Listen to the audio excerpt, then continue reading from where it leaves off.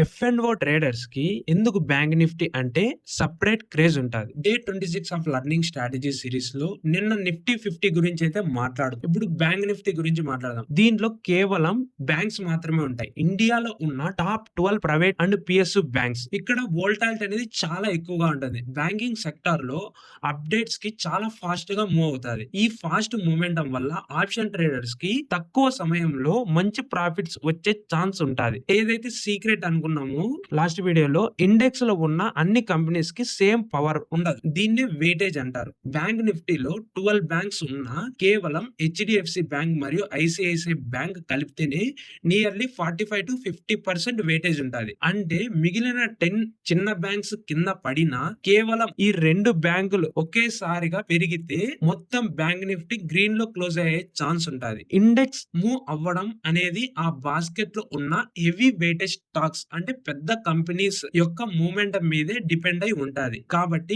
Bank Nifty trade చేసేటప్పుడు HDFC bank and ICICI bank chart ని కూడా అబ్జర్వ్ చేయడానికి చాలా ఇంపార్టెంట్. నెక్స్ట్ వీడియోలో డెరివేటివ్ గురించి అయితే మాట్లాడుకుందాం. ఈ వీడియో నచ్చినట్లయితే లైక్ చేయండి, షేర్ చేయండి. Thanks for watching.